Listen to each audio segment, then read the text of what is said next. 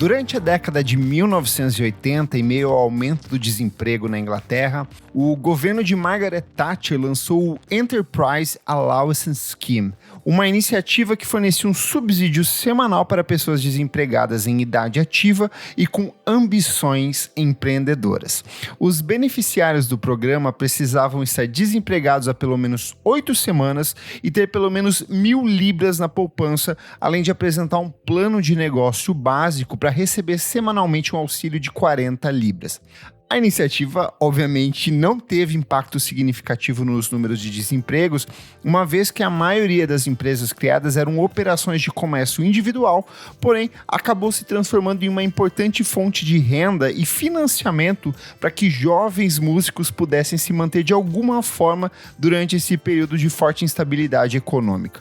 Foi justamente durante o intervalo de um curso de empreendedorismo oferecido pelo Enterprise Allowance em 1991 que 2 jovens músicos, ambos desempregados, acabaram se conhecendo, descobriram que tinham muito em comum e decidiram formar um projeto. Nós estamos falando do produtor e multi-instrumentista Geoff Barrow e a cantora e compositora Beth Gibbons, dupla que formaria no mesmo ano, em 1991, o Portishead e que lançaria 3 anos mais tarde o primeiro trabalho de estúdio da carreira. Dummy, em 1994, é um disco que completa 30 anos de lançamento, agora em 2024, e é justamente o tema do nosso podcast aqui hoje. Meu amigo Renan Guerra, eu tenho 2 perguntas para você. A primeira é: como foi o seu primeiro contato com essa maravilhosa banda de Bristol? E segundo, não é fascinante que durante a existência da Margaret Thatcher ela tenha feito 2 coisas muito incríveis, sendo a primeira ter morrido e o segundo ter feito um estímulo para o nascimento do Portishead? Ela também ajudou a criar o sorvete de maquininha. Mas isso não é verdade. O ponto é que eu conheci o Portishead quando eu comecei a assistir MTV. E eu comecei a assistir MTV quando eles estavam lançando o Third. Então passava em todas as propagandas um trecho do clipe de The Rip, que é uma faixa já bem diferente Lindíssimo. de sonoridade desse Portishead que a gente vai falar hoje. Mas nessa mesma época, pelo retorno do Portishead, como a gente sabe que eles quase nunca saem de casa, a MTV tava reprisando muitos clipes deles e a programação tava, recheada de coisas do Portishead por causa desse lançamento retorno, deles. né? Então, foi meio que ao mesmo tempo que eu conhecia as coisas do novo, do disco que era novo naquele momento, que era o Third, eu pude conhecer um universo do Portishead. E aí foi interessante porque eu passei a perceber o quanto o Portishead estava em diferentes universos que eu já consumia, eu só não tinha reparado. Porque o Portishead está em muitas trilhas de cinema, assim. Então Total. foi tudo meio que na mesma época, assim. Eu lembro que eu assisti Beleza Roubada, do Bertolucci, e eu lembro que eu fiquei muito enlouquecido, assim, porque as cenas da Liv Tyler ao som de Portishead são, cinema pra mim. Então foi tudo meio ao mesmo tempo. Você falou da MTV e tudo mais. A gente já teve a oportunidade de gravar com vários ex-VJs da MTV e todos eles em algum momento citam o Portishead, então acho que ela foi meio que uma banda meio que seminal ali da década de 1990. E a gente até falou no episódio que gravamos sobre os discos de 94, como o Portishead é trilha sonora do primeiro beijo gay transmitido pela MTV. Exato. E eu fui muito como você, assim, o ano foi 2008, né, a volta do Portishead. Eu acho que eu já tinha ouvido falar deles em algum momento, porque é uma dessas bandas que são meio que base para quem tá começando a ouvir música, e inevitavelmente você acaba caindo no Portishead, então é meio que um ponto em comum para diversos artistas. E quando eles lançam o Third em 2008, foi bem um ano que eu tava, muito ouvindo coisas. Foi o ano que eu descobri Fleet Foxes, o ano que eu descobri Cruise and Love Affair, o ano que eu descobri Vampire Weekend, e vinha essa banda que era uma banda de veteranos e que todas as revistas começaram a cobrir, assim. Eu lembro da Rolling Stone Brasil dando páginas cobrindo eles. Lá fora, os sites gringos tinham uma comoção muito grande. Obviamente, eu acho que na época eu não entendia exatamente o porquê. Hoje eu consigo entender e eu fico imaginando como seria fantástico um 4º disco do Portishead. Rezo todo dia para que isso aconteça, né? Mas eu acho que foi a mesma pegada. E qual que é a sua relação com a banda hoje? Ela é meio que parte da sua vida? Você fica voltando pro Portishead? Como que é a presença deles no seu celular aí?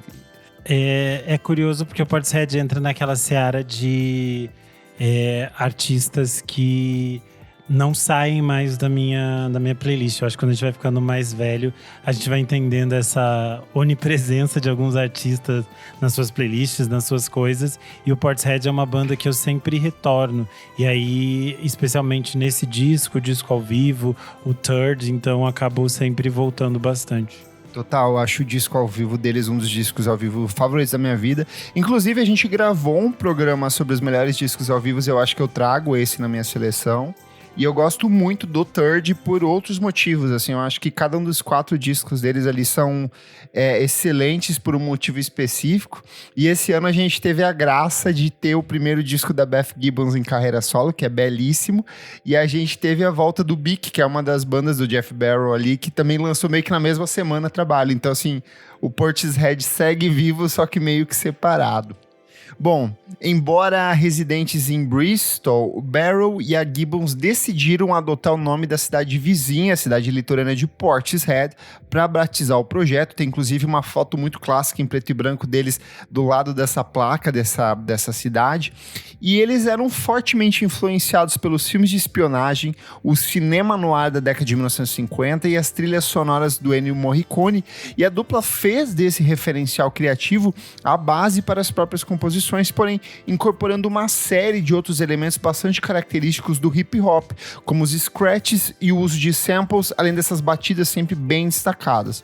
É interessante pensar aqui, fazer só um recorte para explicar esse cenário geográfico onde eles estavam. Bristol foi durante muitos anos o principal porto para a chegada de navios negreiros na Inglaterra.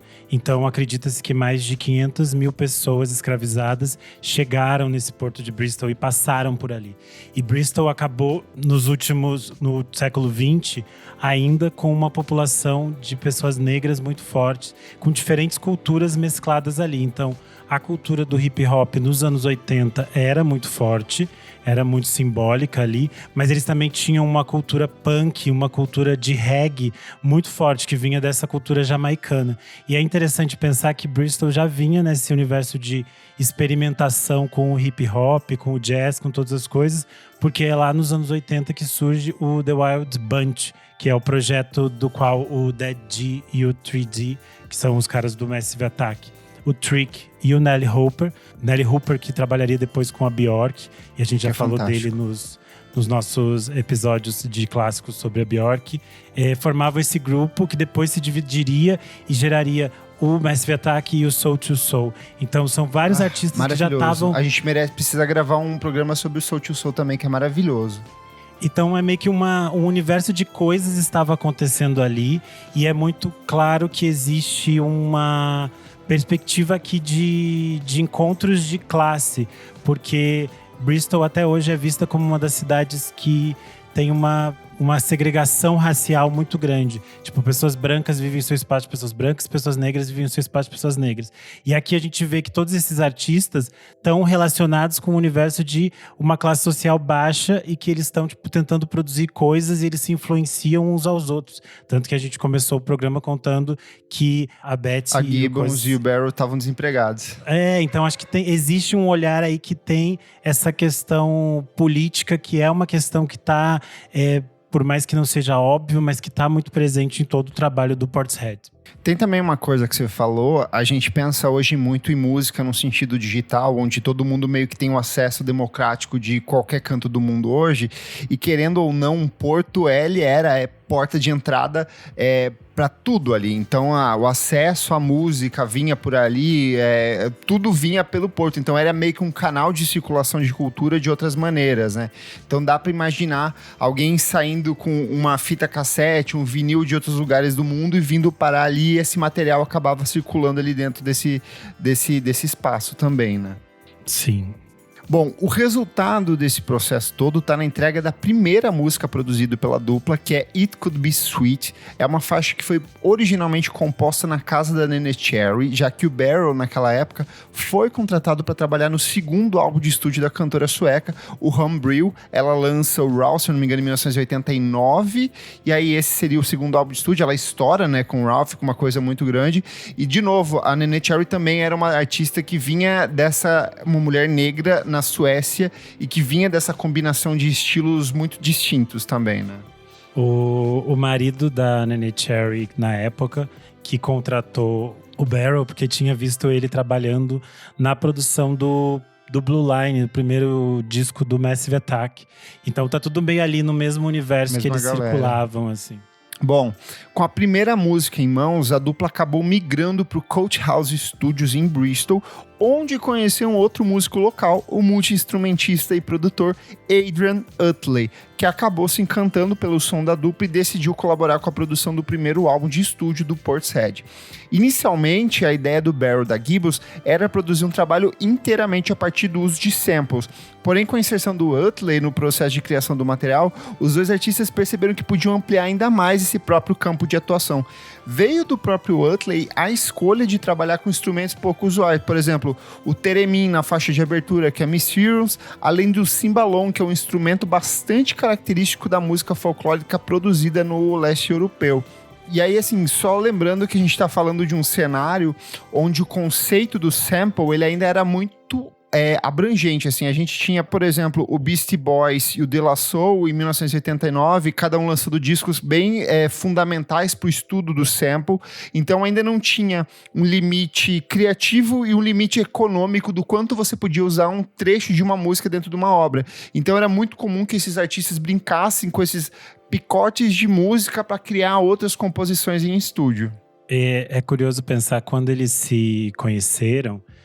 Nesse ano que o Utley ouviu a música sendo tocada no estúdio e foi conversar com eles, o Barrow tinha 19 anos, a Beth Gibbons tinha 26 e o Utley já tinha 34. Então eles tinham uma diferença geracional. E aí o próprio Utley acredita que isso cria a unicidade do Portishead.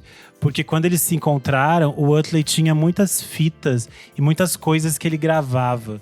Então ele tinha muitos filmes antigos, muitas coisas que ele gravava da TV. E os outros dois já estavam nesse processo de samples e de pesquisa. Então eles meio que se conectaram nesse universo porque eles iam trocando essas referências. Tanto que o Dummy, que vem do nome do disco, é de um filme feito pra TV em 1977, que é tipo um filme assim, que você nem acha muito fácil, que provavelmente eles tinham, porque eles devem ter gravado da TV, alguma coisa assim. É a história tipo de uma moça que começa a se prostituir e tal, uma coisa meio triste. E é bem interessante que tem a ver com esse caráter que eles vão trabalhar. É muito retrofuturista se você for pensar pra ver, porque ele tem, por exemplo, uma base de jazz com uma batida que é muito anos 80, mas com uma guitarra que é anos 70. Eles ficam o tempo inteiro meio que rodando nesses períodos temporais sem se afirmar em algum lugar específico, né? Tem uma matéria do The Guardian, que é de 2019, quando o disco estava fazendo 25 anos.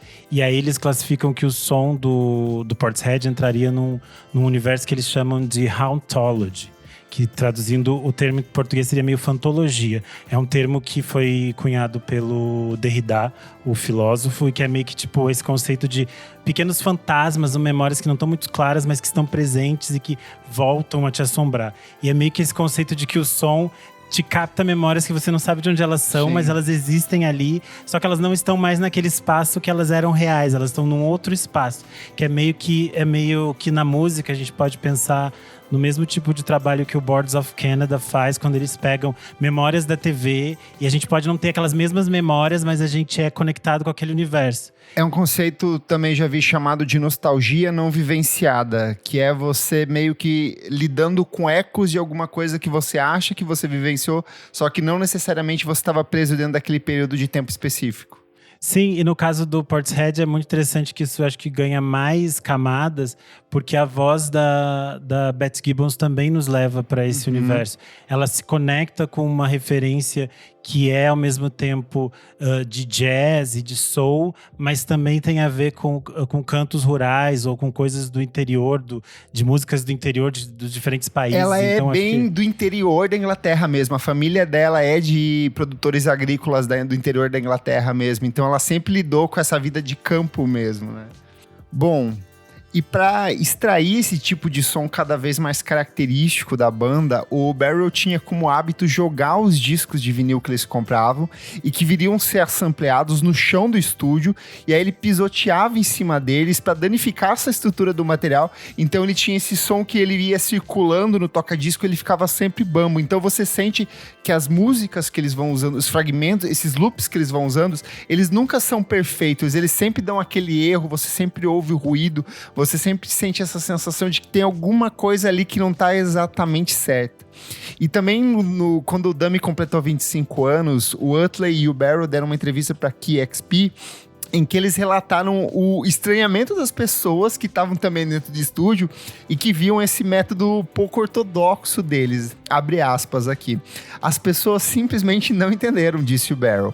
Havia uma espécie de enorme parede de tijolos entre o que estávamos fazendo e o que eles pensavam. Eles acharam muito estranho, que de alguma forma me fez pensar que eu era perverso. Eu me senti ainda mais confiante sobre o que estava fazendo e as pessoas não estavam entendendo. Na verdade, quem se importa de qualquer maneira, disse o Utley.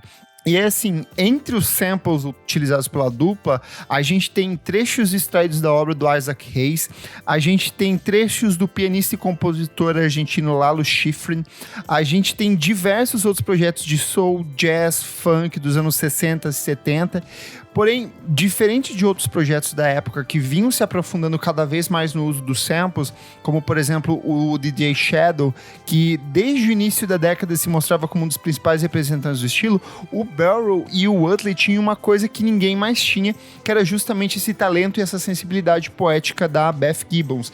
Então, assim, eles tinham um capricho técnico muito grande no processo de composição dos arranjos, eles tinham essa visão totalmente fragmentada do projeto de sample, e aí eles pegavam essa menina que veio do interior da Inglaterra e que tinha emoções muito à flor da pele, muito afloradas para trabalhar essa construção dos versos. E aí o próprio Barrow também disse na mesma entrevista que XP o seguinte: isso fez uma enorme diferença. Você tinha pessoas como DJ Shadow, mas talvez nunca houvesse um ponto focal, composições profundas e sentimentos pessoais. Ela trouxe sua alma para o disco. E ele estava certo, porque nascida no interior da Inglaterra, a Gibbons passou grande parte da infância e da adolescência dela vivendo nesse universo de fazenda, mas ouvindo canções de rádio de nomes como Nina Simone, Janis Joplin, Billie Holiday, ou seja, ela pegou todas as mulheres mais tristes do mundo e mesclou com essas emoções dela de viver isolada do resto da sociedade inglesa e criou meio que nisso um amálgama para o que ela precisava como a base para as composições dela, né?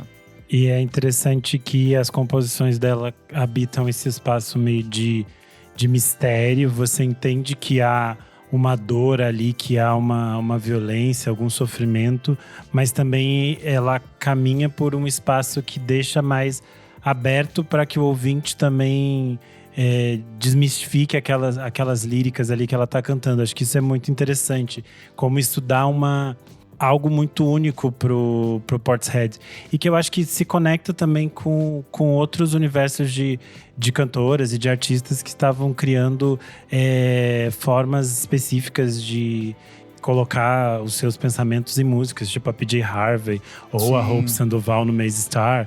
Então a gente tinha mulheres que também estavam pensando... A própria Bjork também ali, que sempre foi muito explícita naquilo que ela estava tratando, né? Sim, então eu acho que é interessante esse caminho. E é interessante quando a gente pensa que isso está acontecendo em paralelo a um universo que é o universo do grunge, né? Que era uma coisa que estava muito gigantesca nos Estados Unidos, em alguns outros pontos, mas que na Inglaterra ainda eles estavam olhando para isso de uma outra maneira. E é muito interessante, porque nessa mesma entrevista do Guardian que eu citei, eles conectam que o Portishead, os artistas, né? O Utley e o Barrow falam que o Portishead tá muito mais próximo do Nirvana do que às vezes de artistas do chill out, que as pessoas tentam conectar eles.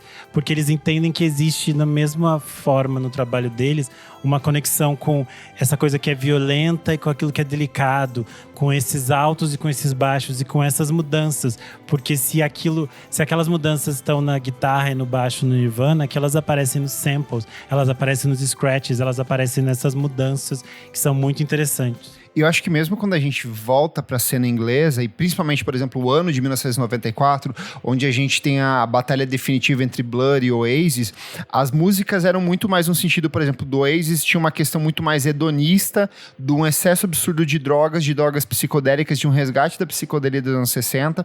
O Blur já ia para uma coisa mais sarcástica de analisar o modo de vida inglesa. A gente ia ter o Pulp, por exemplo, eu acho que no ano seguinte, 95, pensando mais para a classe operária, mas eu acho que assim, as pessoas falavam muito sobre a Inglaterra ao redor e pouco sobre esse sentimento internalizado que as pessoas tinham, sabe? Então eu acho que o Portishead vai meio que nesse caminho de se voltar cada vez mais para dentro, e aí eu acho que tem muito desse charme da Gibbons de ter ouvido muitas coisas clássicas e de pensar nesse sentimento de uma linguagem muito universal. E eu acho que o que você falou de ser uma coisa misteriosa acaba meio que dialogando com esse próprio conceito de cinema noir, de você sempre ter personagens dúbios, da mulher misteriosa que entra e sai do filme e você não sabe exatamente quem ela é, o que aconteceu com a vida dela, você sabe que tem uma experiência traumática que aconteceu ali, mas acaba o filme e você fica com mais indagações do que necessariamente respostas. Eu acho que essa é a beleza do Portishead, dessa coisa de ele te bate muito diretamente, mas você tem muitas interpretações dentro de cada faixa, né? Sim, total. E acho que é interessante porque esse lançamento do Portishead, ele é meio que uma pedra ali fundamental quando a gente pensa no trip hop dos anos 90, mas é também curioso como ela dialoga, mas também se diferencia dos seus pares, assim. Sim. Quando a gente pensa no Massive Attack, no Trick, no Sneaker Pimps. É muito diferente e acho que é muito interessante porque todos eles vêm de caminhos muito próximos, mas eles conseguem construir coisas muito diferentes. E aí eu acho que é nisso que tá a riqueza, tanto do trip hop quanto a riqueza do Portishead. Né? Total. Bom, o resultado desse processo tá na entrega de composições sempre marcadas pela vulnerabilidade dos versos, que falam sobre amores desfeitos, falam sobre momentos de intensa melancolia e tormentos, que só uma cachaceira de primeiro nível seria capaz de compor.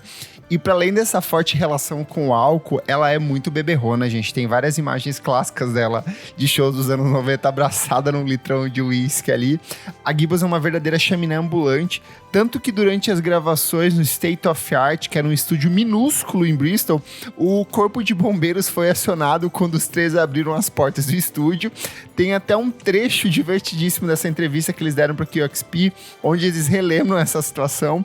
Abre aspas para o que o Barrel disse. Ele falou: trabalhávamos em um estúdio em outra parte de Bristol, que se chamava State of Art, e não era de forma alguma um estado de arte. Era como se fosse um estúdio econômico. Não importava porque você realmente não conseguia ver através da maior parte, porque era apenas fumaça. Aí o Utley entra na conversa e fala: fumamos pelo menos 2 maços por dia. Aí a Gibbons responde: sim, todos nós. Na verdade, abrimos a porta porque não havia ar fresco e nem janela. Então, um dia abrimos a porta lateral e parecia que estava pegando fogo. O corpo de bombeiros veio. Então, assim, tipo, ao mesmo tempo que eles estavam nesse universo muito melancólico, tem esses momentos de escapismo e bom humor. Eu acho que isso ilustra bem dessa aproximação entre os três. E imersos nesse universo de fumaça, cigarro e álcool, os três artistas deram vida a uma seleção de faixas marcadas pela força dos sentimentos. E eu quero perguntar pra você, Renan, quais são as suas composições favoritas aqui desse disco? Nossa, eu acho que aquela que eu sempre volto é Roads, porque eu acho que a voz da Beth Gibbons tá num outro espaço, assim. Ela tem diferentes versões dessa música no ao vivo, em outras coisas, em outros diferentes lançamentos, mas eu acho que todas as versões, cada uma tem a sua particularidade e todas são absurdamente lindas, assim. A forma como ela transmite essa tristeza e essa raiva e alguma coisa que é muito dolorosa nela a partir da canção. É muito, muito lindo, assim. Perfeito. Eu sou muito cadelinha do It Could Be Sweet, sabendo que ela foi gravada aí mais próximo dos anos 80, com esse conceito mais de Neneh Cherry. Pra mim, ela sempre lembrou muito esse R&B do final dos anos 80. Eu acho que a forma como a Gibbons canta essa música lembra muito a Sade ali no final dos anos 80 também. Ela tem um jeito muito parecido, a bateria é muito parecida com as músicas da Sade. Então, eu acho que ela é a faixa mais diferente do disco, ela é quase isolada. Então, ela é, de fato, a primeira composição deles. Mas eu acho que se a gente precisa falar do que talvez seja a principal canção desse disco, que é Glory Box. Eu acho que se a gente tem ali top 10 canções da década de 1990, com Smell Like Teen Spirit do Nirvana, Come On People do Pulp e outras coisas do tipo, No Surprises e o Paranoid Android do Radiohead, eu acho que Glory Box entra fácil ali no top 10.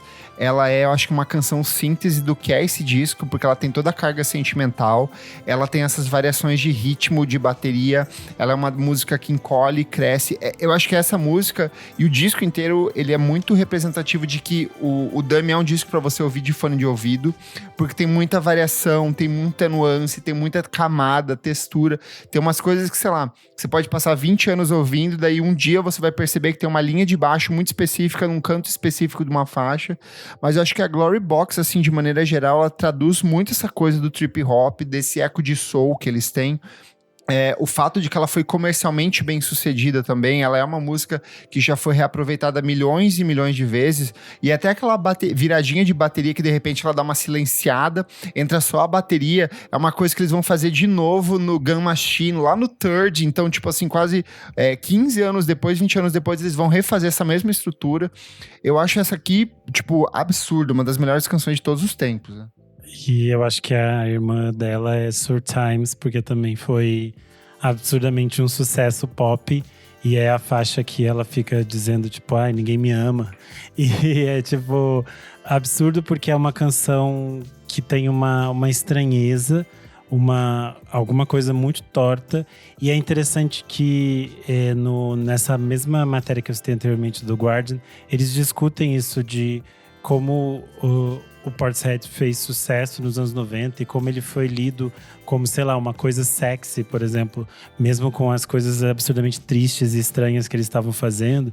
E aí eles entendem que talvez tenha a ver com essa experiência de anos 90, de cultura clubber, de que as pessoas estavam muito em outra energia, que era muitas drogas, muito rápido, tudo muito acelerado, e o Portishead coloca em outro espaço. É um contraponto, né? Tanto que, sei lá, tipo, o Portishead vai ser fundamental para que outras bandas nesse mesmo universo de contrapontos existam. O próprio Air já falou que eles só existem porque eles ouviram o Dummy do Portishead e eles acharam, ok, a gente pode fazer música, sabe? Então acho que isso é bem interessante, como eles criam uma outra perspectiva e como eles criam o imagético do que é os anos 90 por uma forma completamente oposta a tudo que estava em caminho no resto do mundo, assim. Eu acho isso muito interessante. Eu acho curioso também como eles sempre foram uma banda que beberam muito de música negra, de dub, de R&B, de soul. A Beth Gibbons sempre foi muito vocal em relação a isso. As principais referências dela são mulheres negras. E eu acho que também tem uma coisa de o quanto esse disco foi um referencial pro R&B também dos anos 90, no final da década. Vai ter muita gente meio que se inspirando ali nesse estilo de composição. Mas quando a gente chega ali por 2011... a gente vai ter toda uma geração de novos artistas e novos produtores que vão se inspirar muito no Portishead. Se eu não me engano, a primeira mixtape do The Weeknd, ele usa samples do Portishead. Frank Ocean é um cara que vai usar muito vai usar muito o Portishead como referência. E aí tem até o Barrow, ele é um cara bem vocal no Twitter, ele é muito ativo no Twitter, ele tá sempre reclamando, ele é bem ranzinza, assim.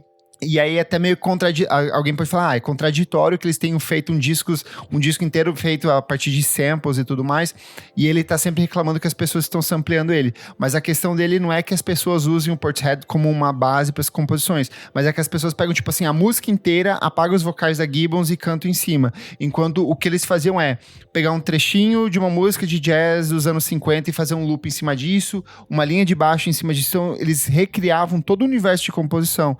E ele ficava ele é muito vocal e muito raivoso em relação a isso.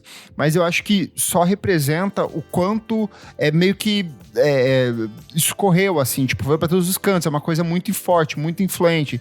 Tem desde os grandes nomes do R&B que são parte de uma indústria multimilionária, até nomes muito pequenos que ainda continuam encontrando nesse disco e no Portishead de maneira geral uma fonte, assim, inesgotável de inspiração, né? Sim. Bom, além das canções, Dummy chama muita atenção por esse caráter multimídia dele, afinal, junto com o disco, a banda produziu um curta-metragem de 11 minutos chamado To Kill a Dead Man. Se você jogar no YouTube, aí você encontra ele pra assistir na íntegra. Eu não sei se ele tá ainda numa qualidade ruim, eu lembro que quando eu fiz a pauta, tava. Que um tempo atrás eles começaram a relançar alguns dos clipes dele, mas eu não sei se eles relançaram o curta também, né? Acho que não. Bom, o filme é estrelado pelos próprios integrantes, ele mostra uma história de assassinato encomendado, porém mescla elementos de sonho e realidade ao longo dessa narrativa. E a própria imagem de capa do Dummy é um trecho desse curta-metragem. Mas falando aqui sobre as canções, a primeira música lançada do álbum foi Numb, mais 2 singles foram lançados do álbum, que é o Glory Box, que alcançou a 13ª posição no UK Single Charts, o que é um número bem elevado ali na década de 1990, e Sour Times, que foi lançada antes do Glory Box, mas foi relançada após o sucesso de Glory Box, também alcançando a posição de número 13 nas paradas em 1995. O sucesso de ambos os singles impulsionou as vendas do álbum, que eventualmente alcançou o número 2 no UK Charts. Sour Times alcançou um sucesso moderado nos Estados Unidos, onde ele ficou na posição de número 53 na Billboard Alternative Songs e Hot 100, respectivamente, em fevereiro de 1995. O Dummy foi certificado como um disco de platina triplo no Reino Unido e em fevereiro de 2019 estima-se que eles tenham vendido 920 mil cópias só na Inglaterra. No mundo todo estima-se que o disco tenha vendido 3,6 milhões de cópias. Ele é um desses casos clássicos de que ele é um disco que vende muito, então assim, de cada 10, de cada 15 rola um relançamento, então ele volta a circular como um dos mais vendidos. O Dummy, ele venceu o Mercury Prize Music em 1995 numa competição que incluía meu amigo Renan Guerra, olha só. To Bring You My Love, da PJ Harvey, que é outro álbum absurdo. O Definitely Maybe, do Oasis. E o Maxine Quay, do Trick, que também é outro disco considerado assim, um dos grandes marcos do trip hop. Então assim, ele bateu de frente com umas coisas bem expressivas. Agora eu vou citar, porque assim a lista é enorme, e o Dummy ele figura em algumas das principais posições de algumas das maiores revistas de música do mundo todo. Por exemplo, na Melody Maker, ele é o álbum de número 1 do ano de 1994, então ele ficou em primeiro lugar na lista dos melhores. Na Mojo, na lista dos 100 clássicos modernos, ele figura na posição de número 35. Na Mojo, de janeiro de 1995, ele aparece nos 25 melhores discos de 1994. No The New York Times, também em 95, ele aparece na lista dos 10 melhores álbuns de 1994. Na NME, ele aparece classificado na posição de número 29 dos top 30 discos mais tristes de todos os tempos, os Heartbreak Albums. Também na NME, na lista dos 50 melhores discos de 1994, ele aparece na 6ª posição. Na lista dos 500 melhores álbuns de todos os tempos da NME, ele aparece na posição de número 168, e aí segue com Kill Magazine, segue com Rolling Stone. Na lista dos 500 da Rolling Stone, ele também está sempre bem colocado. Várias listas que foram sendo refeitas ao longo dos anos, o Dummy sempre aparece. Por exemplo, a Pitchfork organizou a lista dos 100 melhores álbuns da década de 1990. Em 2003, o Dummy aparece na posição de número 48, e quando eles atualizaram a lista em 2002, ele pulou para a posição de número 11. Também é um disco que você encontra no livro dos 1001 discos para ouvir antes de morrer. E assim, ele é um disco que volta e meia ele reaparece em algumas dessas listas de obras essenciais de todos os tempos. Eu sinto que ele é um álbum que, mesmo para o público jovem, ele é um disco que ele continua rendendo. Tem muita gente nova que começa a descobrir música e acaba caindo no Dummy. Várias vezes que eu faço listinhas no Twitter, assim, pesquisas no Twitter, a galera coloca ele também como uma posição de destaque. Então ele é um disco assim que continua reverberando, E apesar dessa boa repercussão em torno do álbum, a banda levaria 3 anos até regressar com um novo disco de inéditas e mais 11 para apresentar o terceiro, que é o Third, que a gente comentou. Só que mesmo com esses longos intervalos entre um registro e outro, a relação entre os integrantes da banda ainda é bastante positiva, tanto que o próprio Utley trabalhou com a Gibbons no álbum Out of Season, que é o disco lançado em parceria com o Paul Webb, sob o pseudônimo do Rusty Man, o Paul Webb que é ex-integrante do Talk Talk. Então eles continuam colaborando eventualmente. Se eu não me engano, há 1 ano ou 2, quando rolou a guerra na Ucrânia, eles fizeram meio que um show, um retorno de um show para arrecadar fundos para as vítimas da guerra da Ucrânia. Então eles continuam eventualmente se reencontrando, fazendo aparições. Vez ou outra eles aparecem, sei lá, num festival tipo Primavera Sound, Barcelona, tocam, ganham seu 1 milhão de euros e falam, agora chega, vamos descansar. Então é um trio ainda que segue muito ativo em seus respectivos projetos. A Beth Gibbons demorou 10 anos para lançar o primeiro disco de carreira solo dela. Eu não tenho esperança de que eles vão voltar com um disco novo e nem que eles vão excursionar, mas gostaria muito de poder vê-lo e pelo menos alguma vez na minha vida tenho muita inveja de gente que já viu eles tocando juntos. Eu queria muito ver eles ao vivo. O Marcelo Costa do Scream, né? Sempre fala que é um dos shows mais impactantes que ele já viu na vida. E você tem que considerar que o Marcelo Costa já viu, tipo, muito show na vida. E a Beth Gibbons chegou a vir pro Brasil com esse projeto do Rusty Man. Ela tocou acho que no Free Jazz. Depois disso, nunca mais retornou também. Mas é muito meu sonho poder ver. E eu queria ver o Portishead mesmo, assim, reunido no palco. Mas não sei se isso é possível. Enquanto isso, a gente sempre tem o ao vivo deles com orquestra. Que é maravilhoso. Eu acho que o show deles deve ser, assim, uma coisa muito cara hoje em dia, sabe? Eu imagino que já devam ter oferecido uma grana pra eles. Eu lembro que já era, no começo dos anos 2000, o show deles já era um dos mais caros naquele momento. Tipo, ele rivalizava junto com o Sigur Rós, era um show pra lá de $1 milhão naquela época, né? Eu imagino que hoje em dia, assim, por menos de, sei lá, 5 milhões, eles não vão sair de casa. Ou deve ser alguma coisa, tem que ser uma coisa muito específica para que eles possam se reorganizar. Duvido muito que venham pro Brasil em algum momento. Eu acho que só indo pra Europa se eles voltarem em algum momento aí. O Renan, o que esse disco representa pra você? Você acha que o Dummy ainda tem o mesmo impacto criativo hoje? Como que é, 30 anos depois de lançado, o impacto desse disco? Eu acho curioso para as pessoas que viveram talvez o trip hop, para elas tem muito uma cara de anos 90. Que nem, sei lá, a gente que cresceu ao som do drum and bass, o drum and bass tem uma cara de virada do século. Mas como eu vivi isso depois, pra mim é sempre um som que é isso, meio passado, meio futuro. Eu sempre acho muito absurdo que tudo isso era feito nos anos 90 e que siga ainda muito, muito moderno. E assim. era feito, na maioria das vezes, de maneira analógica, sem ajuda de computador ali. Era tudo na mão mesmo. Sim, é tipo muito incrível. Então acho que é um disco que toda vez que eu volto, eu ainda me surpreendo com o frescor dele, com a intensidade, com a complexidade que tá ali. Então pra mim é um disco que só cresce a cada ano que passa, assim. Eu concordo muito com você. Eu acho que é um tipo de banda que volta e meia as pessoas redescobrem e falam, nossa, como isso é foda.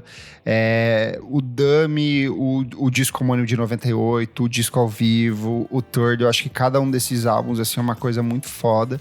Mas o Dummy em particular, assim, eu acho que ele é um disco tão complexo, tão cheio de camadinhas, que você pode passar a sua vida inteira ouvindo ele e você vai sempre descobrir alguma coisa nova, uma música nova pra você se encantar. Eu acho que ele tem justamente essa premissa de ser um disco todo fragmentado, de ter fragmentos de trechos de filmes, de coisas que eles assistiram, que o Utley tinha, que o Barrow tinha, de referências mil da Beth Gibbons. Eu fui até fazer uma pesquisa, assim, das bandas influenciadas que já está no Portishead como referência, e é muita gente. A gente tem, tipo, Corinne Bay Ray, Fever Ray, Goldfrapp, Broadcast, O próprio DXX, o próprio The Weeknd. O DXX em si, assim, eu acho que bebe muito da fonte de ser uma cantora com dois instrumentistas ali, sendo um percussionista e o outro mais instrumental. Então, assim, eu acho que é uma banda que continua reverberando muito forte até hoje. Eu partilho muito desse sonho de um dia poder ver eles ao vivo, mas se não rolar, a gente tem essa preciosidade desse disco, assim, que eu não sei se ele tá no meu top 50 da vida, mas com certeza no top 100. Eu acho que ele é uma das melhores coisas que a gente tem na década de 1990. E a década de 1990 tem, assim, pelo menos uns 50 discos muito clássicos, muito fundamentais. Ele é uma coisa meio absurda. O ano de 1994 é um ano muito absurdo. E eu vejo que esse disco, assim, ele brilha numa posição de muito destaque, assim. Se você nunca ouviu Portishead, eu acho que esse é o caminho certo para começar. Vai seguindo na ordem ali, começa pelo Dummy, vai pro disco homônimo, pro Ao Vivo e pro Third. Eu acho que o Third é o mais diferente da discografia ali. Mas esse disco, assim, pra mim, ele é impecável. Do momento que ele foi lançado até hoje, ele continua, assim, um espetáculo. O Clássicos VFSM é um projeto paralelo do podcast Vamos Falar Sobre Música. Apoie a gente em apoia.se/podcast VFSM para ter acesso a esse e outros programas lançados com muita antecedência. Eu sou @KleberFak no Twitter e no Instagram, e você também pode acompanhar o meu site musicainstantanea.com.br. Eu sou _Renan Guerra no Instagram e no Twitter e no TikTok. Não esquece de seguir a gente nas nossas redes sociais, @podcast VFSM em tudo. E na descrição desse post eu sempre deixo uma perguntinha. Conta pra gente qual que é a sua música favorita do Dummy. Muito obrigado pela sua audiência e até a próxima edição do nosso programa. Tchau, tchau. Tchau, tchau.